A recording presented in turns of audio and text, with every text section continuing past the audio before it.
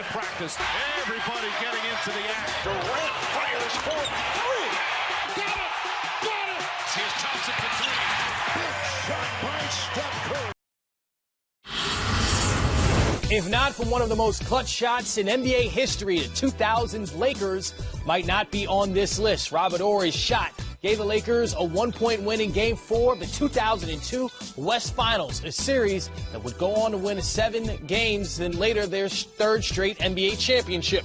But suppose Horry's shot bounced out and the Kings won that game. In the latest installment of our series, What If?, we examine what might have happened if Big Shot Bob wasn't so big that day in Staples.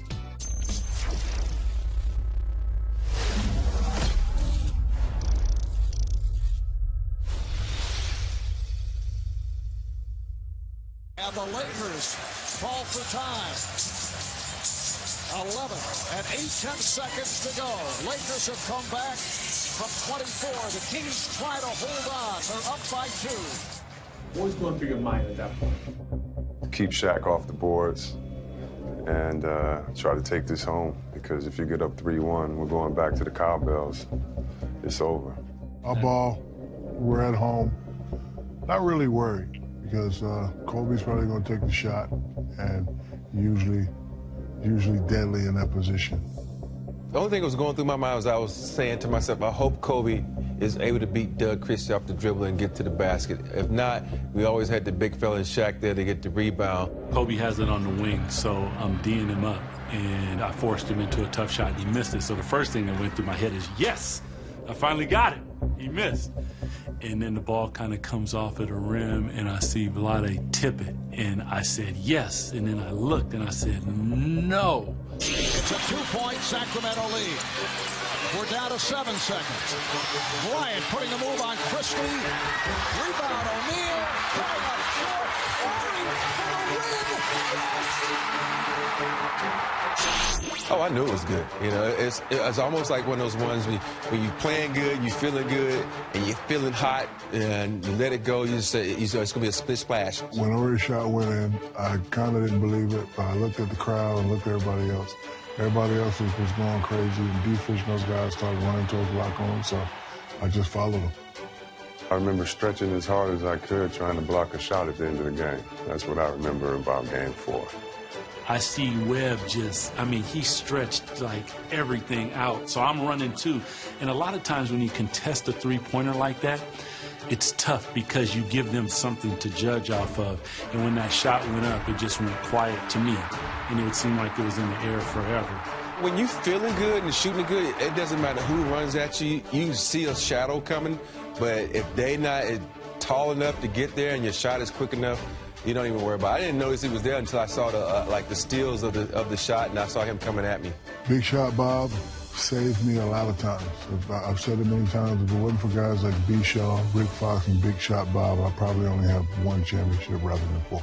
The Kings are about to go up 3-1. Kobe Bryant has a last-second opportunity, and then Shaq has a possibility at a rebound, and it's back tapped by Vlade Divac. And in some way, that was the right play. He just wanted to get away from the rim with Shaquille O'Neal there. Ends up in the hands of Robert Horry, and then he fires the shot for 3. And all I can remember is saying, yes, and the game's over. I never asked Vlade this, and I wish I thought to ask him this. I never asked him why the hell he slapped the ball away like that. I don't understand that. Because you know you have players on the perimeter. Why would you slap it to a point where the ball's literally bouncing to the three-point line? I don't understand. If you're going to slap it up and out. Those kind of situations you don't think about, who has the ball.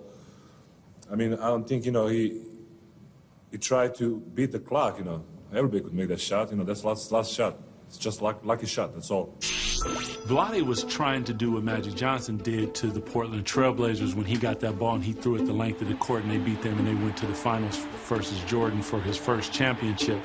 And unfortunately, it didn't work out for us. Drexler dribbling with 9. Drexler dribbling with 7. Drexler brings it to Porter. He shoots a winner. It's straight. It's no good. Lakers win. Magic's got it. Throws it down the floor.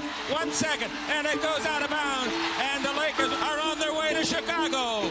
The Lakers win it, ladies and gentlemen. Wish he didn't tip the ball. I wish he would have just grabbed the ball.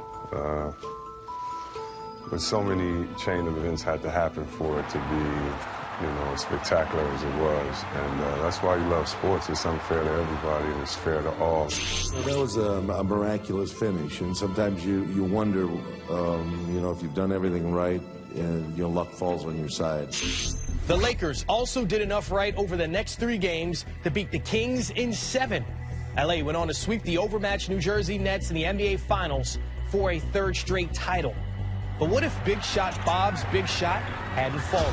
What if the Kings had taken a 3-1 series lead with games 5 and 7 on their home floor?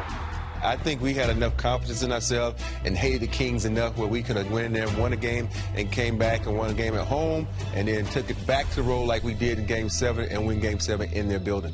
If they had gone up 3-1, I don't think we would have thought we were out of the series, but it would have definitely given them going home in Game 5 a huge edge in the boosting confidence.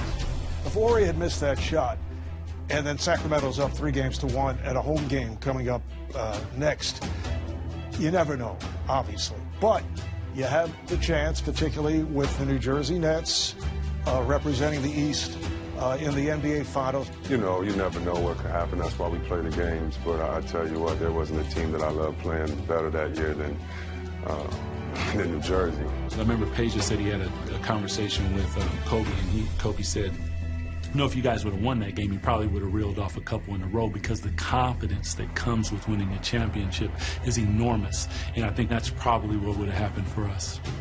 Instead, the loss to the Lakers turned out to be those star-crossed Kings' last best chance for a championship. Although the team would win at least 50 games in each of the next 3 seasons, Sacramento hasn't been back to the Western Conference Finals since, and hasn't reached the playoffs since 2006. We came out on top in all of those scenarios, but, man, they were one of the great teams in that stretch of 4 years that just didn't win a championship. But, slowly after that, it kind of dismantled, and the organization's still kind of trying to find its way since then. I think when Robert Horry hit this shot, I think that was the end for the Kings. The Kings were always a good team, but as so many teams have tried to, they couldn't get past the juggernaut of the Lakers. The thing about Horry is that he can knock those shots down, but how does the ball find him? It's like the ball knew, go to his hands if you want to win. It was one of the most bittersweet moments in sports, but it was an exciting game, and as a sports fan, that was a great game.